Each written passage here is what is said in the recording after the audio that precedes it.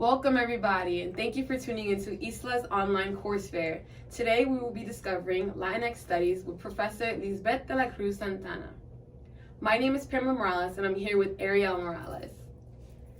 Okay, so thank you for being here, Professor de la Cruz Santana. Yeah, thank you so much. It's really exciting just to talk about my courses and just overall the future plans. Awesome. Now we'll get to know a little bit more about you as a professor. We'll first start off with, can you tell us about your educational background? Yeah, so I did my BA, MA, and my PhD in Spanish, and I think having that formation specifically made me value a lot of like the digital storytelling aspect and the way that regular people tell their stories, but also in Spanish and English, and then also thinking about testimonial literature and the way of like how do people communicate really tragic events in different mediums, so not just the written form, but also like through music, film, and just any type of cultural material. So that's where my formation really allowed me to think more about the importance of the personal voice. And then doing it at Fresno State, which was for my BA and MA, allowed me to not only live close to my family and at home, but to my community, which allowed me to think more about the immigrant experience as well. Yeah, that's so insightful. So I know it's your first semester teaching at Baruch, but how many years have you been teaching? Oh my God, I know, I was thinking about this. So I started my second year of the master's program, so 2015. So since then, I think I'm going for 10 years. Yeah, 10 years. Can't believe it, yeah. So what brought you here to CUNY? So I would say, and I think I keep repeating it to people, the students specifically, I never thought of New York because it's so far away from California, and that's where I grew up. But the moment that I came here for the campus visit, I was just like, okay, first of all, I'm in the city, right? And I was raised in Compton in LA, so I know the vibes, but total different experience here. But when I met the students, and I was just like, wow, like they participate, they're engaging, and they speak their mind, which for me was just like kind of new. But I love that, right? So having the opportunity to actually do my work and knowing that I'll be supported, I think that was key.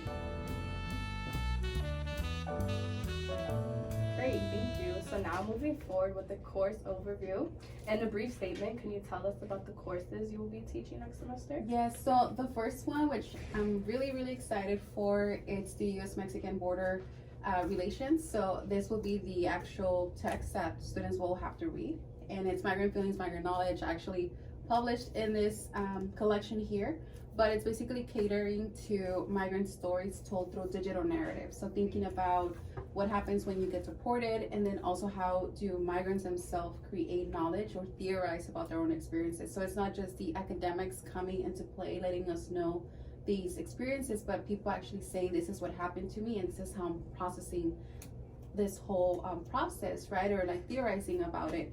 So this class specifically is looking at the U.S.-Mexico border, thinking about narratives and personal stories, but thinking more beyond just the U.S. and Mexico border as a geographical space, but thinking more about issues that arise from there. So asylum seekers, migrant caravans, and thinking more about deportation of migrants that grew up in the U.S. but were forced to leave the country, and eventually thinking more about other discussions like gender, violence and violences that happen at the border. So thinking about maquiladora workers and their rights or lack of rights, thinking about their bodies also as disposable.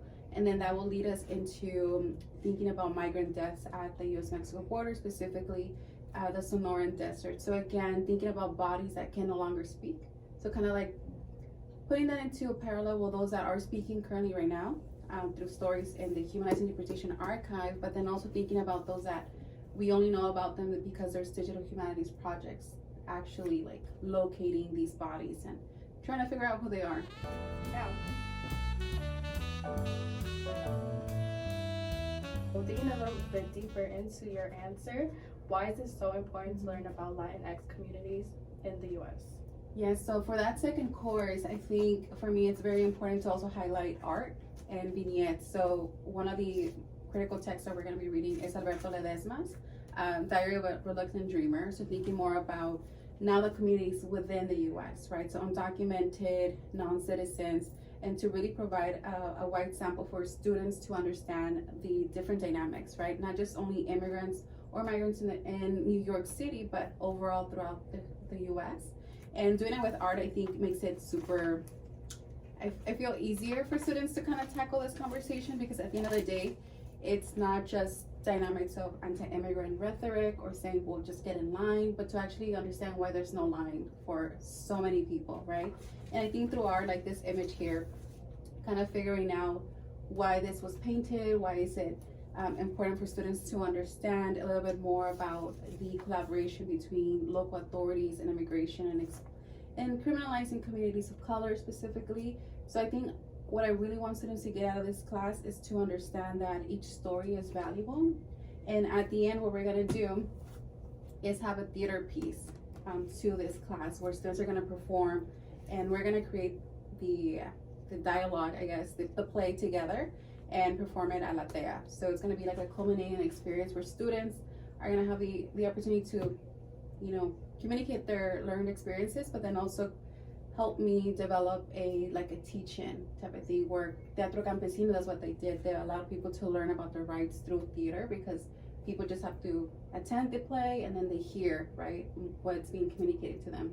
And for the other class, students are gonna be painting portraits from migrants in New York City. So I think that also, like that hands-on activity, it's really important for me, because it's not just about reading, but I want students to feel, right, through the play, but then to also feel through the touching of these portraits and paintings. So I think it's very important, because still to today, like Latinos in the US, it's the group that continues to grow. And we play a vital role in politics, but we don't always manifest that when we vote. So I hope that with these two classes, students can learn to value the power that we have as voters, or just people that could be activists, and help others understand their actual potential. Yeah, that sounds amazing. So how would your LTS 3021 course change the way we understand the crisis at the US and Mexican border?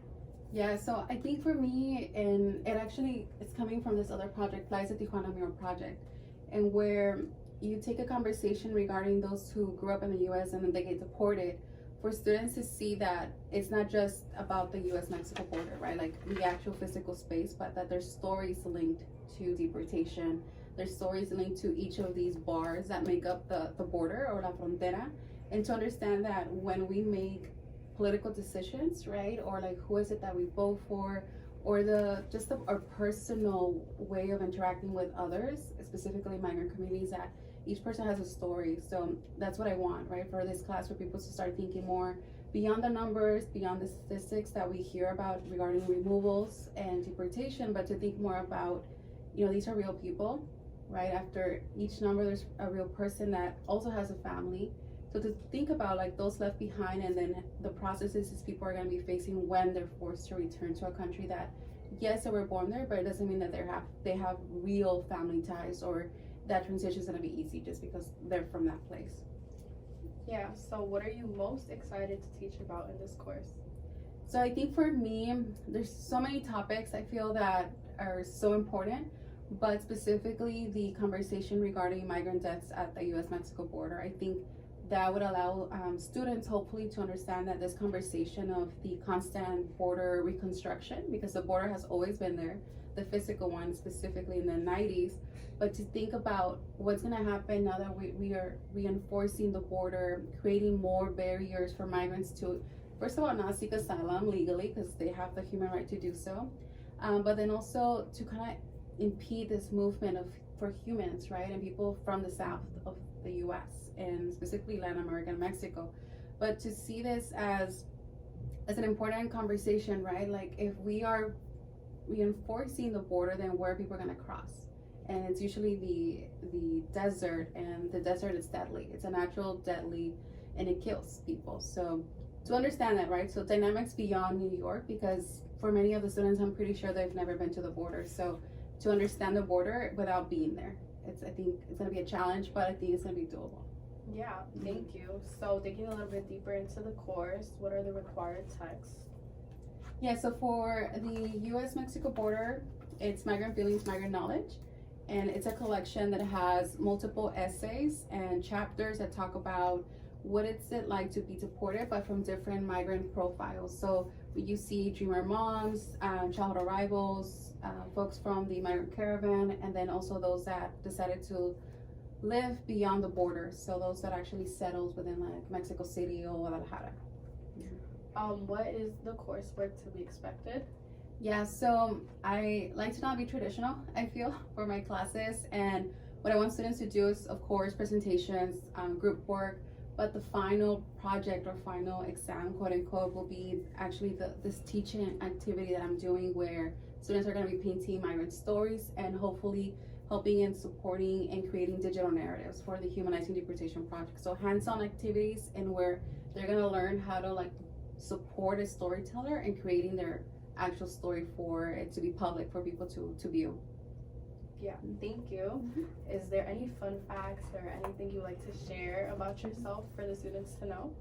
Well, I guess it's not currently my situation no more, but since I moved from California, but my family actually has 8 dogs, and now I guess we have 3 cats. So it's kind of like, I don't know how this happened, but it just became a thing, and I love it. So when I go home, it's where I feel like refreshed and just kind of like I deal with the dogs now.